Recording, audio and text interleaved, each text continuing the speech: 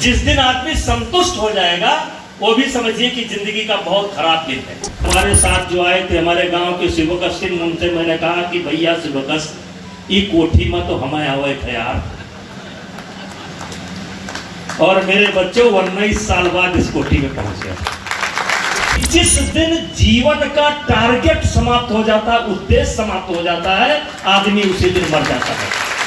आप गरीब परिवार में पैदा हुए, आपकी गलती नहीं है, लेकिन आगे अगर आप गरीब होंगे तो केवल आपकी गलती है। बुद्धू मियां पैदा हुए क्या कर गए, और खाए पिए बच्चा पैदा किए और मर गए। तो मैं बहुत गंभीरता से सोचा कि भाई आदमी मर कैसे जाता है। तो मेरे बच्चों उसको पढ़ा जब मैंने ध्यान से, तो ये पाया कि जिस दिन जीवन का टारगेट समाप्त हो जाता है, उद्देश्य समाप्त हो जाता है, आदमी उसी दिन मर जाता है। जिंदा केवल शरीर रहता है, जिंदा केवल शरीर रहता है, लेकिन जिस दिन जीवन का टारगेट उद्देश्य मर जाता है, केवल शरीर जिंदा रहता है, मन से आदमी उसी दिन मर जाता है। और इसलिए मेरे बच्चों, मैं तो हमेशा कहता हूं कि हर आदमी का एक निश्चित टारगेट होना चाहिए, लक्ष्य होना चाहिए। और लक्ष्य कैसा होना चाहिए? लक्ष्य तक पहुंचे बिना पथ में पथिक विश्राम कैसा। अब कुछ लोग कहते हैं सपना नहीं देखना चाहिए। मेरे बच्चों, आज जिस कैंपस में आप बैठे हैं, मैं साकेत का छात्र था, साकेत महाविद्यालय का छात्र था, और उस समय सीमेंट के लिए परमिट बनती थी। उस समय सीमेंट के लिए परमिट बनती थी, सीमेंट के लिए परमिट बनती थी, चीनी के लिए परमिट बनती थी, शादी ब्याह होता था, परमिट बनती थी। तो मैं सीमेंट की परमिट बनवाने के लिए गोंडा आया था। और जहां आप खाना खा रहे हैं वो देखिए टेंट लगा है, जरा उधर निगाह करिए, उधर उधर, हाँ, जहां खाना खाएं उधर। अब बाउंड्री वॉल हो गया, उधर निकाल लीजिए एकदम पीछे, जहां खाना बन रहा है, जहां खाना बन रहा है वहां पहले बाउंड्री वॉल नहीं थी, और उसके उस तरफ सप्लाई दफ्तर है, अभी भी है कि हट गया वो है। तो मैं सप्लाई दफ्तर में परमिट बनवाने के लिए आया था, और खड़ा था तब तक इस कोठी में 2 कुत्ते भौंक रहे थे। इस कोठी में, ये कोठी मेरी नहीं है, 2 कुत्ते इसमें भौंक रहे थे। मैंने उन कुत्तों को देखा, और कुत्तों को देखने के बाद हमारे साथ जो आए थे हमारे गांव के शिवकश सिंह, उनसे मैंने कहा कि भैया शिवकश ई कोठी में तो हमें आवे थे यार, और मेरे बच्चों 19 साल बाद इस कोठी में पहुंच गए। जैसे अभी डीएम साहब ने काउंसलिंग की बात की, काउंसलिंग होनी चाहिए, होनी चाहिए, लेकिन सबसे अच्छा काउंसलर, सलाह देने वाला अगर कहीं बैठा है तो यहां बैठा है, आपके अंदर बैठा है। इससे बड़ा काउंसलर कोई नहीं है। मेरी काउंसलिंग यहीं से हुई, वो कथा मैं बहुत बार बता चुका हूं। अपने आप से बात करना। जैसे मैं एक कविता हमेशा पढ़ता हूं कि इलाहाबाद में एक जज साहब थे, उनका नाम था अकबर इलाहाबादी।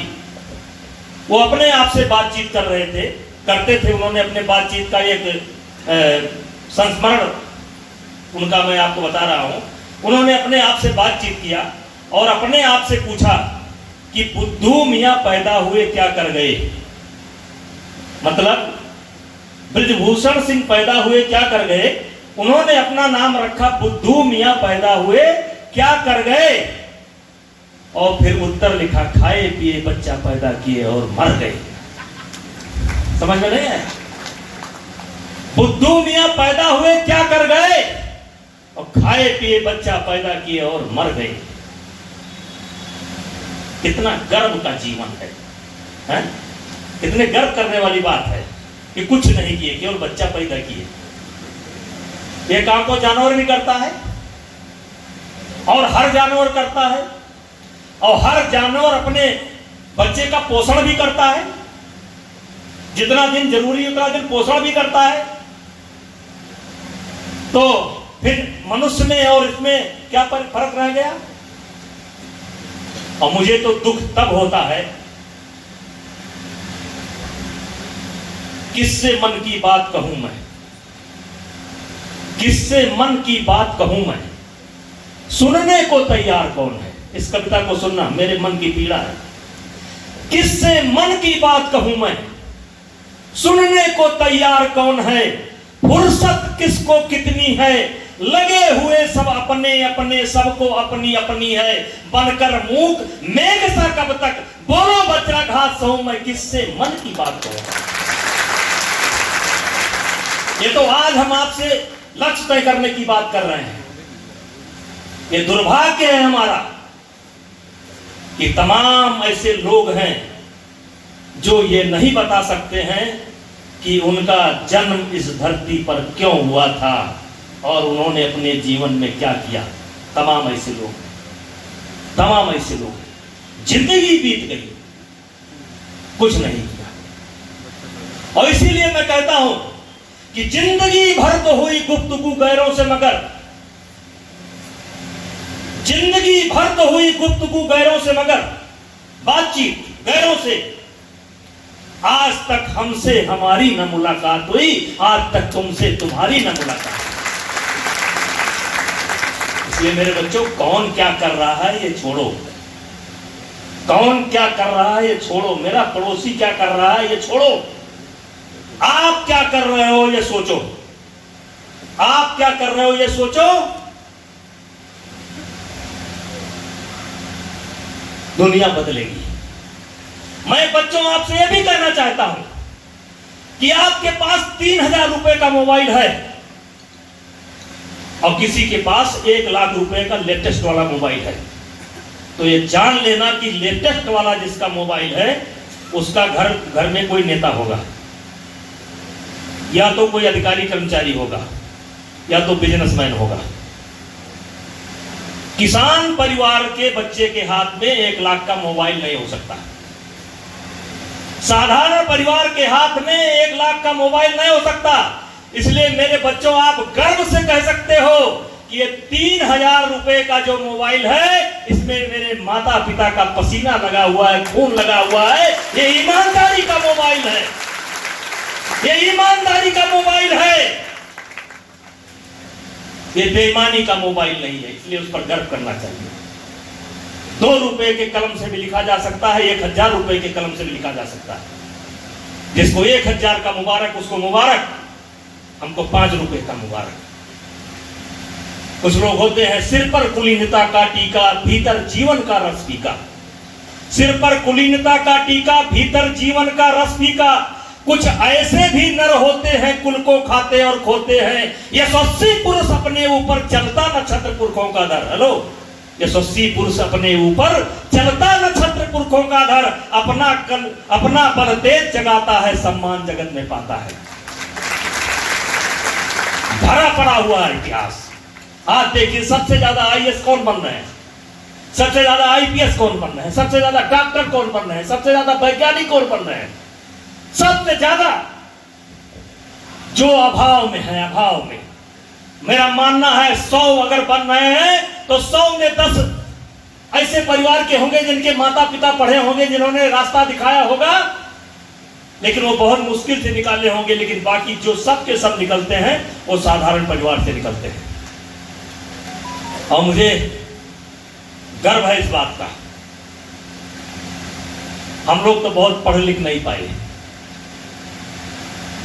लेकिन सन 1992 में मैंने नारा दिया था, स्वस्थ गोंडा, साक्षर गोंडा और हरा भरा गोंडा। तब गोंडा बलरामपुर एक होता था। अब मेरा नारा है, स्वस्थ देवी पाटन मंडल, साक्षर देवी पाटन मंडल, हरा भरा देवी पाटन मंडल। और मुझे इस बात का बड़ा गुमान रहता है कई साल से कि इस चारों जिले के अंदर कोई भी बच्चा अगर आईएएस बनता है, कोई बच्चा आईपीएस बनता है, कोई बच्चा डॉक्टर बनता है, कोई बच्चा कहीं भी अगर अच्छे जगह पर पहुंचता है तो वो ये जरूर कहता है कि नेताजी आपने मुझे मेडल दिया था, आपने मेरा सम्मान किया। अभी 12 इंच का एक लड़का बहुत अच्छी मेरिट के साथ आईएएस बना है। मैं गया धन्यवाद देने के लिए उसके घर पर।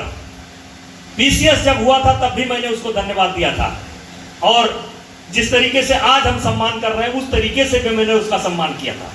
और जो टैलेंट सर्च प्रतियोगिता, प्रतिभा खोज प्रतियोगिता हम लोग कराते हैं तो उसमें भी हम लोगों ने उसका सम्मान किया था।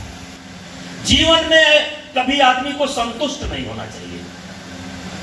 जिस दिन आदमी संतुष्ट हो जाएगा वो भी समझिए कि जिंदगी का बहुत खराब दिन है। संतुष्ट मतलब टारगेट नहीं रह गया। लेकिन जब एक गरीब परिवार का बच्चा आता है तो वो अभाव होता है उसकी जिंदगी में, हर चीज का अभाव होता है, और वो संघर्ष करना चाहता है, संघर्ष करता है। बहुत से उदाहरण दिए जा सकते हैं। तो इसलिए मेरे बच्चों मैं कहना चाहता हूं,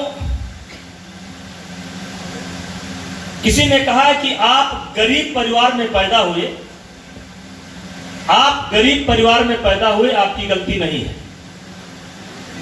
लेकिन आगे अगर आप गरीब रहेंगे तो ये केवल आपकी गलती होगी, दूसरे की गलती नहीं है।